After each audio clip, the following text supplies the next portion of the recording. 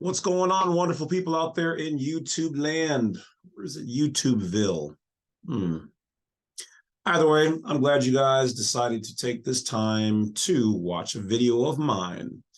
All right, so if this is your first time here, well, I'm your most gracious host, the Badwolf, aka James C Lovett, the legal entity.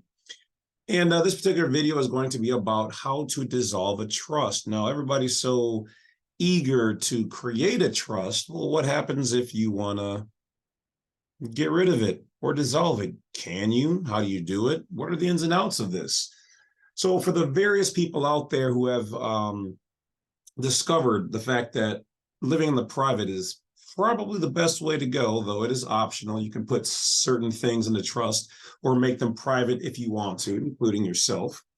It is optional, so it is not mandatory. It is something for those people who choose to do so and for their own various reasons.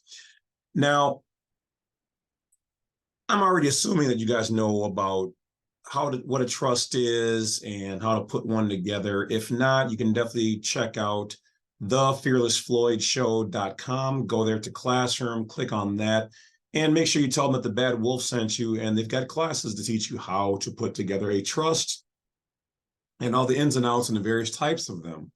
If you want a trust already put together for you, whether revocable or irrevocable, open source, so that you can resell it, or you can create as many trusts as you want, private or public, or whatever you want to do with them, those you can get already ready to go, fully editable, at blacksite32.com, which is my site. Due to everybody asking me, can I make one for them, or do I know where they can get a cheap one?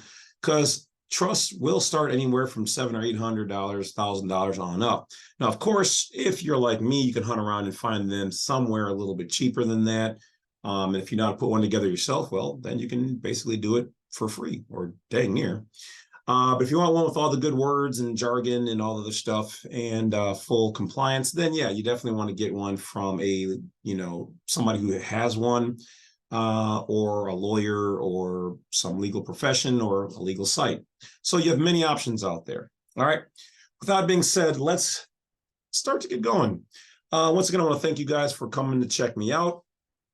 Always, always, always, if you want to know what media platforms I'm on, I want to make sure it's really me so that you're not getting scammed out there, because I will never ask you guys for money. I will never be in your inbox or your DMs or whatever else.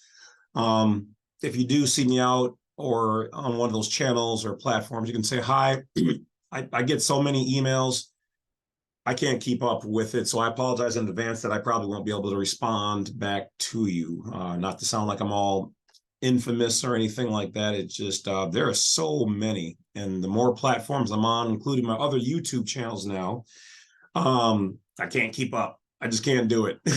So I apologize in advance, but thank you for reaching out for me. If you guys really want to get a hold of me, you can join in the Wolf Pack on YouTube or Telegram. I'm sometimes in those two groups, which are also, you can find those on blacksite32 on my social media page, as well as if you guys need help with various loans, grants, mobile notary services, etc. You want to see what I'm up to, hit blacksite32.com, and that's where you're going to find all the goodies, including a lot of free files on there, guys, to help you guys move around and to learn what's really going on and how to deal with commerce in this maritime U.S. corporation system, which in fact is distinct from the United States of America. Those are two separate things. All right. So with that being said, lastly, if you guys see anybody using my materials, my information, my punum, or anything else in a negative, defamatory way, which is a suitable offense, please report them for bullying and slandering and defamation of character. Thank you in advance. Now, let's take a look at information on how to dissolve a trust, or how to, terminate it. I mean, a trust in general, if you know anything about it, it's supposed to be that it can be public or private. You do not have to register your trust if you choose not to. That's because that is your God-given right, and your right in the United States of America. All right, you have a right, and in the United States corporation, you have a right to privacy. All right, So if you watch the other videos, I show you how to move, whether it's your house, your vehicle, your bank accounts, whatever else, into the private. That's what we do here. This is very, very, very important, very serious stuff if you want to protect those things, okay, from the various attacks. All right. So we are going to jump into video. I'm going to have my lovely AI assistant talk about that, and we're going to kind of flow along with her. And take it away, lovely assistant.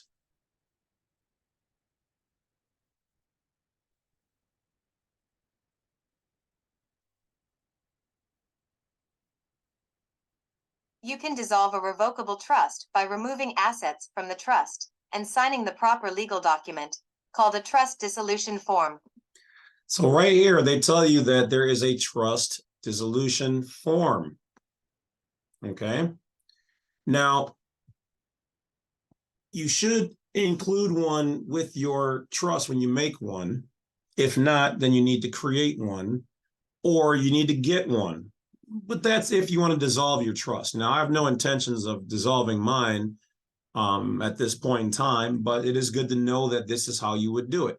Okay, so let's go on. Form, which you can find online or hire a lawyer to write for you.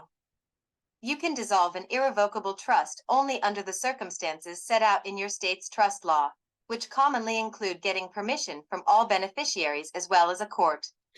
Now, the reason why they say it like this is because an irrevocable trust is not changeable. When you write it and you get it stamped by the notary, that's it. You cannot change it.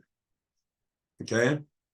Now, here they're saying your state's law, because in this case, this particular trust is probably registered to the state in the United States. They use the zip code, and so they're abiding by the jurisdiction of the United States or their particular state, which is actually really just both. Now, if you're doing this out of your own nation or out of another country, then you have to abide by that country. If you're doing it by your nation, then you can move how you want to move because it is, in fact, your private irrevocable trust. Okay. So, but if you're doing it under another nation, country's jurisdiction, wherever you set the trust to be, to reside, or that where it's domiciled, okay, which that's included in the wording in the trust itself, then you have to abide by those things. Okay. So keep that in mind. Now, unofficially and off the record, okay, so this is educational information only, as all my informational things, files, videos, et cetera, are. Theoretically, one could conclude that if you create an irrevocable trust and nobody has a copy of it, well, if it happened to have been damaged by fire or, you know, something else, well, then nobody would be none the wiser. But as I'm not a legal professional, do not take my word for it. Do your own researching and contact the qualified legal person in the field of trusts. Okay. Mostly I'm talking about if you're doing your own stuff privately. All right, let's go on. Court. The difficulty of dissolving an irrevocable trust will depend on your state law. An attorney or trustee cannot revoke your trust unless you have permitted them to do so in the trust agreement. So how you write a trust and what you put into it sets the bounds of how it and you can move. All right. Agreement. A grantor might want to revoke their trust if it no longer serves its purpose or if it requires substantial changes that are not worthwhile to make. For example, if your trust beneficiary dies, it may be easier to revoke rather than amend the trust. This article is primarily about how a grantor can revoke their trust. It does not cover how a trustee can close or settle a trust as part of trust administration after the grantor's death.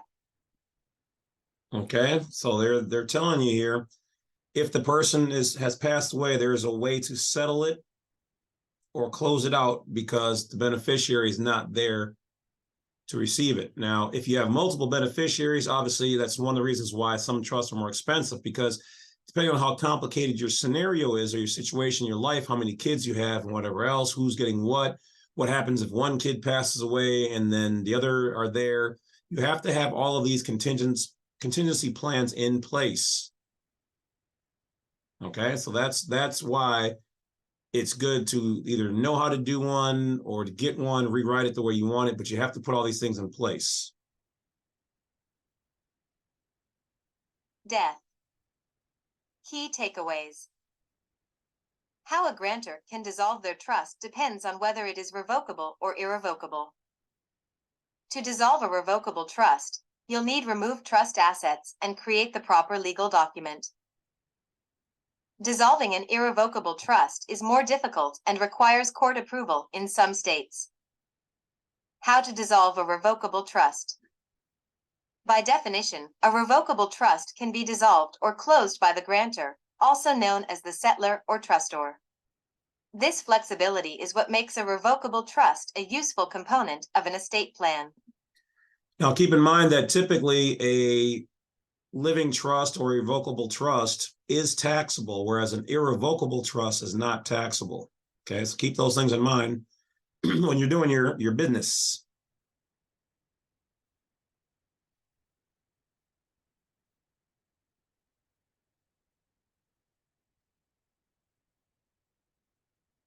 If you've created a revocable living trust, these are the steps you can take to dissolve it. Remove assets from the trust.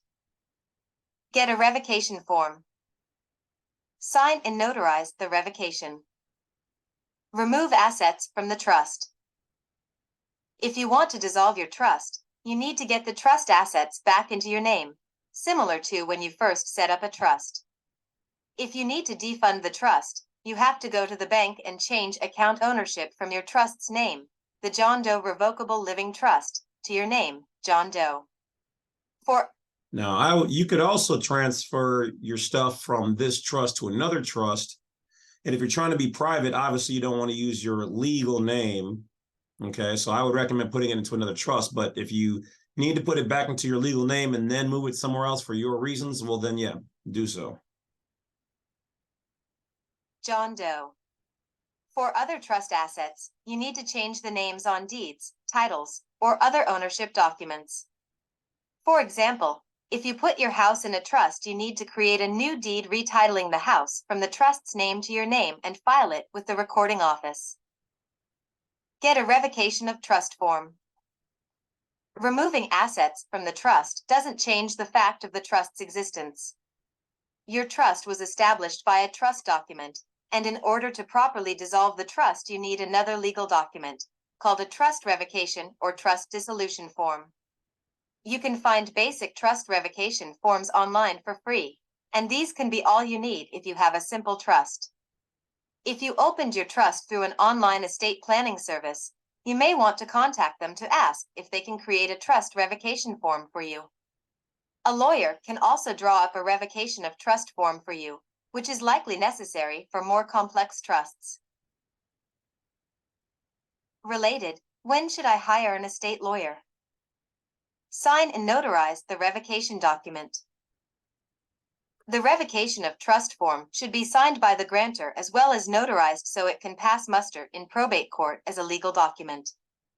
If your state required witnesses when you created the trust, then you will probably need to have the trust revocation witnessed, too. Once you've notarized the document, you should inform your trustee and give them a copy so they know their duties are no longer needed. You should also record the trust revocation with the court if you were required by the state to register your trust when you first opened it. Learn how to notarize a document. How to dissolve an irrevocable trust. With an irrevocable trust, the grantor gives up the ability to amend, dissolve, or revoke it in exchange for other benefits, like asset protection or minimizing capital gains tax and estate tax. It is not impossible to dissolve an irrevocable trust, but the procedure and difficulty varies by state and their trust law. In some cases, a grantor can dissolve an irrevocable trust by getting consent from all trust beneficiaries. This could be especially difficult if a beneficiary is underage and state law does not allow someone to consent on their behalf. The grantor may also need to get court approval, which may not be granted depending on the terms of the trust. The reasons the court might permit you to revoke an irrevocable trust include: the trust's purposes have been fulfilled or have otherwise become illegal, impossible, impractical to carry out, or uneconomic. The cost of maintaining it exceeds the value of trust property. Couples who created a joint trust may want to dissolve their trust after a divorce. If you have an irrevocable trust, it's likely that you hired a legal professional like an estate attorney to help you create it. If you have more questions about trust dissolution, you should consult with them again. Dissolving irrevocable trusts if you're a beneficiary or trustee. State trust law may also permit a trust beneficiary or trustee to petition the court if they want to dissolve or amend the trust. The court may grant approval based on reasons cited above. The petitioner can attempt to do this while the grantor is still alive or after the grantor's death. All trusts become irrevocable after the grantor's death because they can no longer change it. Testamentary trusts, created through a will, are also irrevocable. How to settle a trust versus dissolve a trust after death. After the grantor's death, the trustee must properly administer the trust according to the terms set by the grantor in the trust document. That could mean maintaining the trust and making distributions through the years, such as with a spendthrift trust or a special needs trust, or it may mean distributing all the trust assets to their proper beneficiaries at once. As part of trust administration, the trustee must properly settle the trust, notifying creditors, paying taxes, etc. Once it has completed its purpose, and then the trustee can complete the paperwork to dissolve the trust. Well, there you guys have it. Just a little bit of information on the trusts and how to dissolve them. So yes, in fact, it is a real thing. So this is one of the things I've never seen anybody make a video on or talk about. And so in normal, day-to-day things, you really shouldn't have to worry about, dissolving the trust, because you hope the way you really want it to be, hopefully if everything goes well, is that your beneficiary, whoever that might be, whether it's a person, place, or a thing, outlives you. So you should never probably have to see it, but your trustee should. So if you are in fact also the trustee, then you should hopefully live long enough to administer or execute the trust. So that's also another reason why, say for instance, if you are the grantor and the trustee, you have the trust, and it doesn't hurt to have that in the hands of somebody else, or have a co-trustee, somebody who can handle the aspects to perform the trust or execute the trust for you in case you're not there. Okay, so in general, let's say you are the grantor and the trustee, and you've got a beneficiary, you pass away. If they can find the will, okay, or the trust in this case, then it can be performed. All right. So some people will name their bank as trustee, or like as an emergency trustee, or a specific law firm, family friend, or whatever else. So these are all the ins and outs you have to think about, guys, when you're putting together your trust. Some people will take a copy and put it in their safe deposit or their home safe, at the bank, with a lawyer, various things. So you have options. So that's one of the reasons why, if you're going to give all those places a copy of your trust, especially with your bank accounts, so the bank, if they have a copy of the trust on file, and it is your time to ascend or descend, they can execute and say, yep, we got a copy of it, we totally see that you are the beneficiary of it, it's good to go. So yeah, I think that's about it for the trust. Trying to see if I have anything else here, any notes. I think that is about it.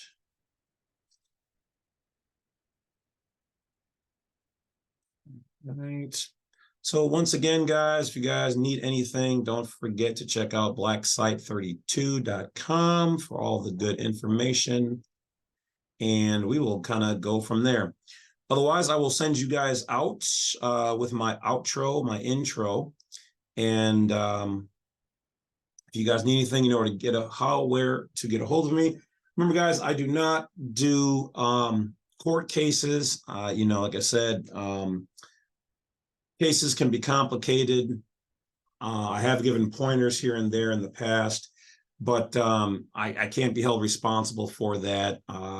It's just for what I charge, and you know, I would have to charge more if I was going to look at it. And like I said, I don't know all the ins and outs. Sometimes people like to hide things from me, and so I can't base, like I said, my advice if you're not going to tell me the truth about what you're going through. And like I said, some people have criminal stuff and whatever else, and I'm not a lawyer, guys. I just provide information to help you guys a little bit along the way.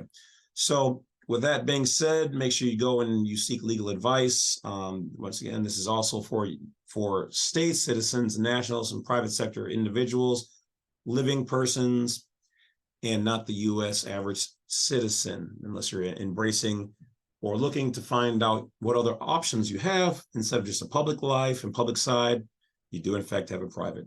So with that being said, I will let you guys go and have a great night. Enjoy the rest of your summer and take care.